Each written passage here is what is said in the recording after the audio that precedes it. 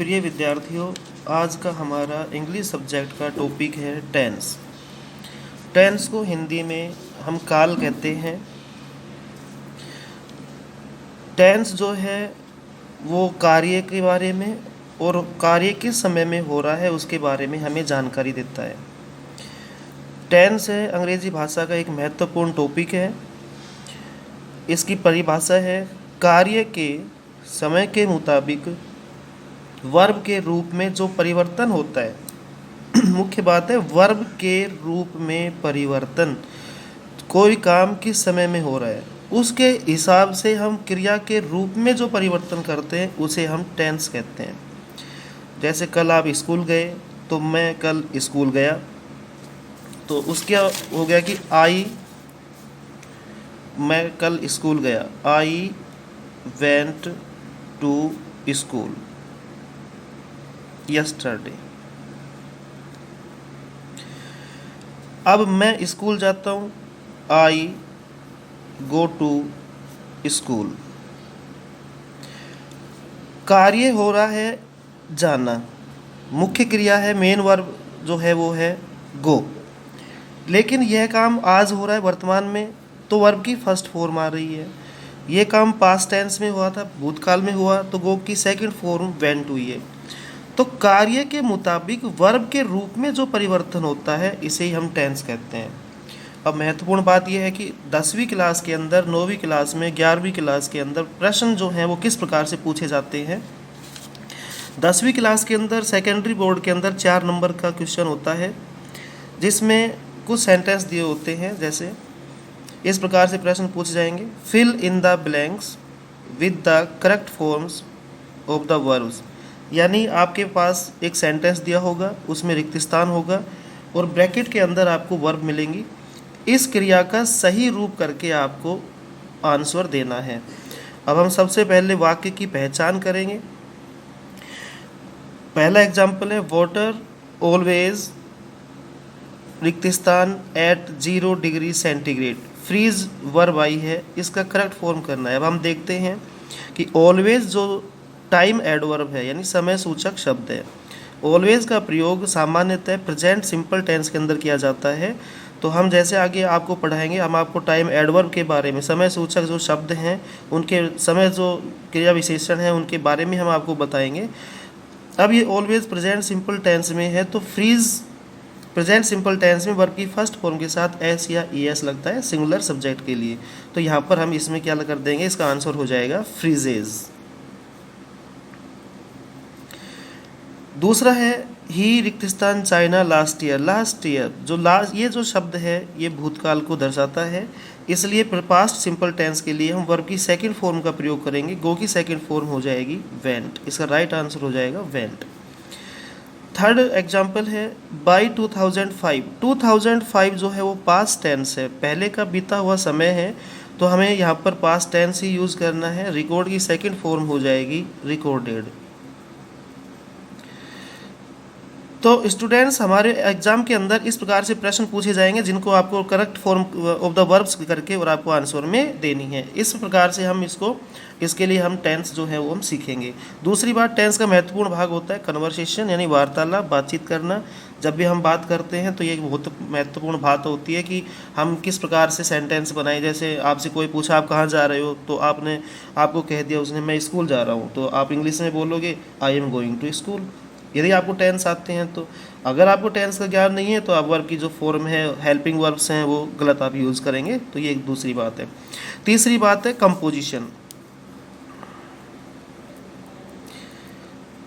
Composition जो है वो है रचना करना। मतलब जैसे कि हमारे एग्जाम में आता है कहानी, स्टोरी राइटिंग आता है, लेटर राइटिंग आता है, पैराग्राफ राइटिंग आता है। उन चीज़ों के लिए हमें टेंस का ज्ञान बहुत ज़रूरी है, क्योंकि हमारे दिमाग में हिंदी में तो विचार आ जाते हैं लेकिन हमें इंग्लिश में नहीं हम जान पाते। इसलिए हम उनको जानने के लिए, हमारी जो स्टोरी है, लेटर है, पैराग्राफ राइट करने के लिए हमें टेंस का ज्ञान बहुत ज़रूरी है। तो 3 महत्वपूर्ण बातें हैं। एक तो क्रिया का सही रूप करके एग्जाम में अच्छे नंबर लाना। दूसरा, हमारा जो वार्तालाप, बातचीत हम करते हैं, जो हम इंग्लिश सीखते हैं बोलना, उसके लिए महत्वपूर्ण है। तीसरा है कंपोजिशन यानी रचना करना। कोई भी पैराग्राफ आदि लिखने के लिए हमें टेंस का ज्ञान बहुत ज़रूरी है। अब काइंड्स ऑफ टेंस, टेंस के प्रकार, टेंस के 3 प्रकार हैं। प्रेजेंट टेंस जिसको वर्तमान काल कहते हैं, पास्ट टेंस भूतकाल जो भी समय बीत गया, फ्यूचर टेंस जो समय आगे आएगा। एक ही टेंस में जो क्रिया है उसका भिन्न भिन्न अवस्थाओं को व्यक्त करने के लिए प्रत्येक टेंस के 4 भेद होते हैं। पहला जो भेद होता है वो है इंडेफिनेट यानी सिंपल। इंडेफिनेट जिसमें समय अनिश्चित दिया होगा। कंटिन्यूअस जिसको हम प्रोग्रेसिव भी बोलते हैं, यानी इसमें काम जारी रहेगा।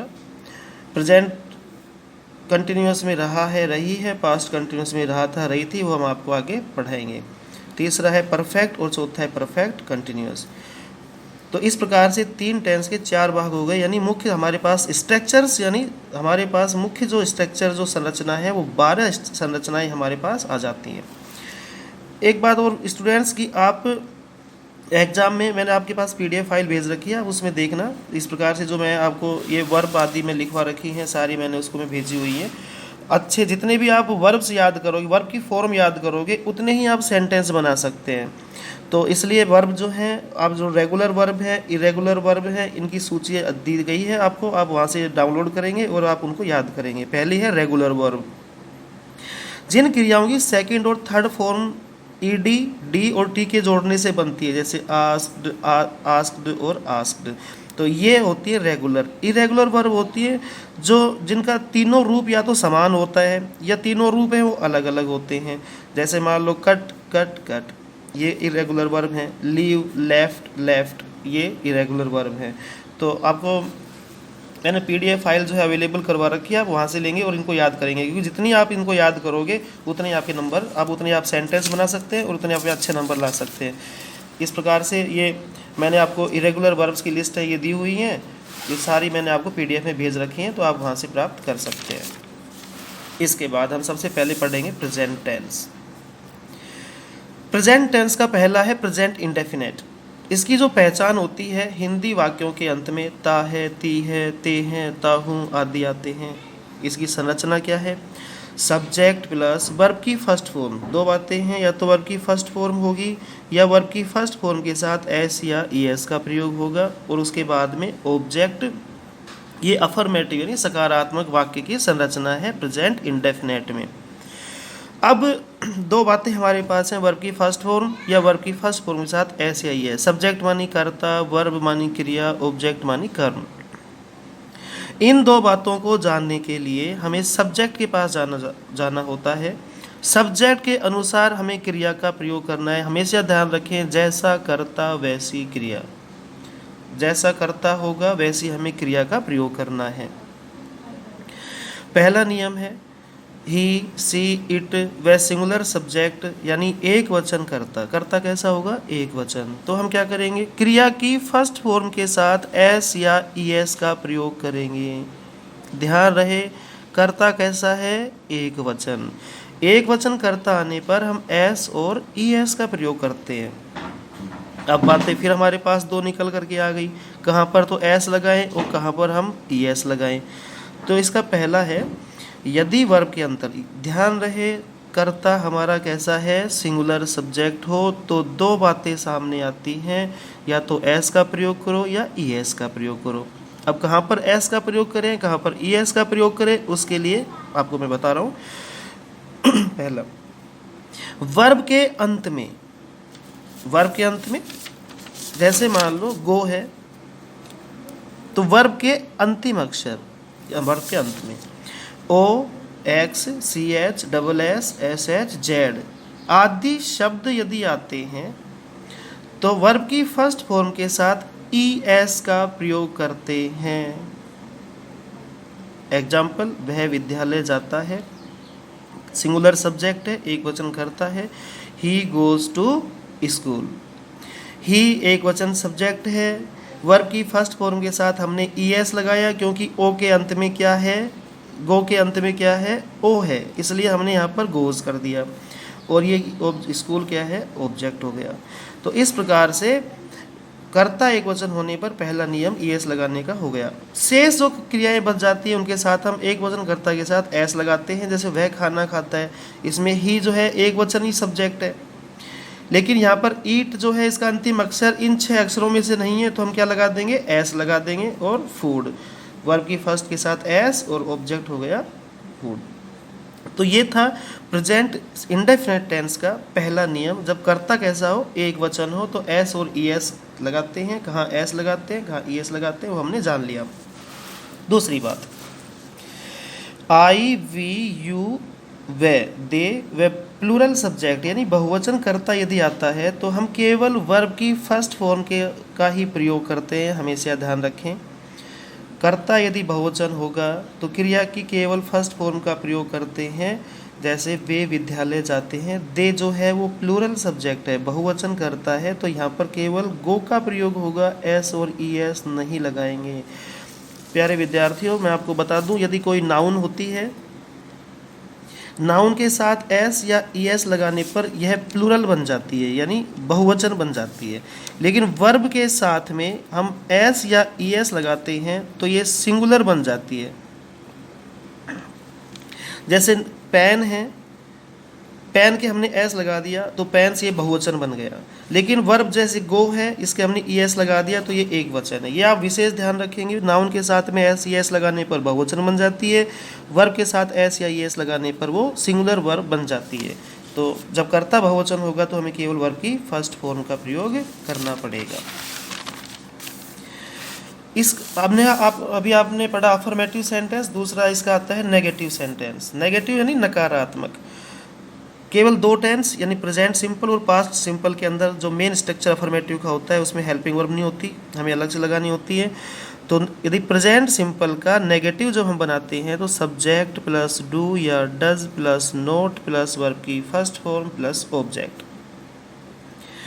वाक्यों को नकारात्मक बनाने के लिए हेल्पिंग वर्ब सहायक क्रिया के बाद लगाते हैं। हमेशा हर स्ट्रक्चर में आप ये बात ध्यान रखेंगे। नकारात्मक यदि आपको बनाना है तो हेल्पिंग वर्ब के बाद हमें नोट लगाना होता है। अब बात आती है डू और डज। कहाँ पर डू का प्रयोग करें, कहाँ डज का प्रयोग करें। पहला, आई वी यू दे वे बहुवचन कर्ताओं के साथ डू का प्रयोग करते हैं। जैसे वे विद्यालय नहीं जाते, नहीं नेगेटिव आ गया। They do not go to school. दूसरा है ही सी इट, वह एक वचनकर्ता के साथ डज का प्रयोग करते हैं। वह विद्यालय नहीं जाता है, he does not go to school. फिर आता है इंटरोगेटिव यानी प्रश्नवाचक। स्ट्रक्चर हो जाएगी, डू और डज सब्जेक्ट से पहले आ जाएंगे, सब्जेक्ट प्लस वर्ब की first form plus object question mark. हमेशा ध्यान रखेंगे आगे जो भी टेंस पढ़ेंगे, वाक्यों को प्रश्नवाचक बनाते समय हेल्पिंग वर्ब को वाक्य के शुरू में यानी सब्जेक्ट से पहले लिख देते हैं। क्या वह विद्यालय जाता है, does he go to school. इसके बाद आता है अपना नेगेटिव इंटरोगेटिव। वाक्य नकारात्मक भी होगा और प्रश्नवाचक भी होगा। वाक्य को नकारात्मक, ध्यान रखेंगे हर टेंस में आगे जो पढ़ेंगे सभी में तीनों बातें ध्यान रखनी है। नकारात्मक बनाने के लिए हेल्पिंग वर्ब के बाद नोट, इंटरोगेटिव बनाने के लिए हेल्पिंग वर्ब को सब्जेक्ट से पहले, नकारात्मक और प्रश्नवाचक बनाने के लिए हेल्पिंग वर्ब को वाक्य के शुरू में, वह नोट को सब्जेक्ट के बाद लगाते हैं। क्या वह विद्यालय नहीं जाता है, does he not go to school. ये इस प्रकार से इन नेगेटिव इंटरोगेटिव हो गया। हम इस प्रकार से लिख सकते हैं, doesn't he go to school भी लिख सकते हैं। तो ये हमारा मेन जो बात थी, मेन स्ट्रक्चर्स प्रेजेंट इंडेफिनिट की, वो हमने पढ़ी। अब आते हैं विशेष नियम जो आपके एग्जाम की दृष्टि से बहुत महत्वपूर्ण है, इनको आप ध्यान से पढ़ेंगे। सामान्यतः जब भी आपका कोई सेंटेंस होगा, कोई वाक्य होगा, तो ये टाइम एडवर्ब्स, समय क्रिया विशेषण दिए हुए हैं, समय सूचक शब्द, इनको आप रट लेना, ध्यान लगा लेना। 10वीं के अंदर इसी प्रकार से प्रश्न पूछ जाते हैं, ज़्यादा हार्ड क्वेश्चंस नहीं आते। ऑलवेज यानी हमेशा, ऑफन प्राय, सम टाइम कई बार, generally, usually, rarely, seldom, never, daily, every day, every night, every morning, once a week, once a day, twice a day यानी दिन में 2 बार, दिन में 1 बार, ट्वाइस ए वीक सप्ताह में 2 बार, आदि का प्रयोग। दूसरा हैबिचुअल यानी आदत किसी की है, जैसे मैं रोजाना नहाता हूँ, आई बाथ डेली। और रिपीटेड एक्शन यदि बार बार कोई आदमी काम करता है तो उसको व्यक्त करने के लिए प्रेजेंट सिंपल टेंस का प्रयोग किया जाता है। जैसे मैंने आपको पहले भी एग्जांपल समझाया था स्टार्टिंग में, इसी प्रकार ही ऑलवेज रिक्त स्थान हेयर एट नाइट, तो यहाँ पर ऑलवेज आ गया, ये हमारा इसमें ऑलवेज दिया हुआ है, तो यहाँ पर इसका हो जाएगा कम्स, क्योंकि एक वचन सब्जेक्ट है, एक वचन आने पर हम एस या एस का प्रयोग करते हैं। इसके बाद यूनिवर्सल ट्रुथ, शाश्वत सत्य, सार्वभौमिक सत्य का भाव प्रकट करने के लिए sun rises in the east, rises verb की फर्स्ट फॉर्म चाहते हैं ऐसे ही यस, ये यूनिवर्सल ट्रुथ है, हम कभी नहीं बना सकते कि सूर्य पूर्व में उगता था, इसका पास्ट नहीं बना सकते, आज भी पूर्व में ही उगता है, इसलिए हम इसका पास्ट नहीं बना सकते, फ्यूचर नहीं बना सकते, यूनिवर्सल ट्रुथ है। Sun sets in the west, सूर्य जो है पश्चिम में छिपता है, यूनिवर्सल है, ना पास्ट बनेगा ना फ्यूचर बनेगा। अर्थ मूव्स राउंड द सन, पृथ्वी सूर्य के चारों ओर चक्कर लगाती है, वर्ब की फर्स्ट फॉर्म के साथ एस या एस का प्रयोग, यूनिवर्सल है। स्टार्स साइन एट नाइट, तारे रात को चमकते हैं, हम इसका पास्ट नहीं बना सकते हैं कि तारे रात को चमकते थे, आज भी चमकते हैं, चेंज नहीं होगा। कोई भी कहावत हो या इस प्रकार से मुहावरा हो, 2 and 2 makes 4, 2 और 2 4 होते हैं, कभी नहीं कहेंगे 2 और 2 4 होते थे, अब भी होते हैं। मैन इज़ मोर्टल, आदमी मरणशील है, आदमी की मृत्यु निश्चित है। Water boils at 100 degree centigrade, पानी जो है वो 100 डिग्री सेंटीग्रेड पे उबलने लगता है, बिल्कुल वैज्ञानिक प्रमाण है। Gange is springs from the Himalaya, Ganga Himalaya से निकलती है, अब भी निकलती है, पास्ट ना बनेगा ना फ्यूचर बनेगा। प्रिंसिपल यानी कोई सिद्धांत इसमें दिए हुए हैं, जैसे ये पानी वाला, ये प्रिंसिपल सिद्धांत तथा परमानेंट एक्टिविटी, स्थायी जो कार्य होते हैं उनको व्यक्त करने के लिए भी हम प्रेजेंट सिंपल टेंस का प्रयोग करते हैं। महत्वपूर्ण बात यह है, इसका प्रयोग कंडीशनल सेंटेंस के साथ भी होता है। कंडीशनल सेंटेंस यानी शर्त वाले वाक्य, इफ आएगा वाक्य में, उसके साथ पहले वाक्य 2 उपवाक्य होंगे, पहला वाक्य प्रेजेंट इंडेफिनेट में होगा, दूसरा फ्यूचर इंडेफिनेट में होगा। तो रिक्त स्थान आपको यहाँ भी मिल सकता है, रिक्त स्थान आपको यहाँ भी मिल सकता है। Example, if he comes to me I shall help him, if आ गया, ही कम्स, यहाँ आपको कम्स मिलेगा तो यहाँ रिक्त स्थान मिलेगा, यहाँ पर आपको शैल हेल्प मिलेगा, शैल हेल्प का मतलब फ्यूचर सिंपल, तो यहाँ पर आप प्रेजेंट सिंपल कर दोगे। इफ़ आई सी कोमल, यदि मैं कोमल को देखता, सी विल टेल हिम, तो वह उसको बताती। तो इसमें क्या हो जाएगा, यहाँ पर प्रेजेंट सिंपल टेंस है, यहाँ फ्यूचर सिंपल है, कोई भी खाली स्थान आ सकता है, आपको यहाँ पर इसका correct form of the words लिखना है। जैसे एग्जाम्पल मैंने आपको पहले भी बताए थे, और कुछ ये हैं, वाटर एट 100 डिग्री सेंटीग्रेड, अभी मैंने आपको समझाया था, बॉइल्स हो जाएगा। बैड स्टूडेंट्स नेवर, नेवर आ गया, आपको मैंने बताया था पीछे। वर्क्स हो, बैड स्टूडेंट्स बहुवचन है तो वर्क हो जाएगा, never work hard. The doctor patient everyday, रोजाना नियमित काम है तो विजिट्स हो जाएगा। लोटस, गुलाब जो है हमेशा कीचड़ में खिलता है, ब्लूम्स, ब्लूम्स हो जाएगा। ही ऑफन लेट, ऑफन आ गया तो यहाँ पर ही एक वचन है तो कम्स हो जाएगा। डियर स्टूडेंट्स, ये आपका प्रेजेंट इंडेफिनिट था। कल के लेसन में हम प्रेजेंट कंटिन्यूअस टेंस के बारे में जानेंगे। Thank you very much.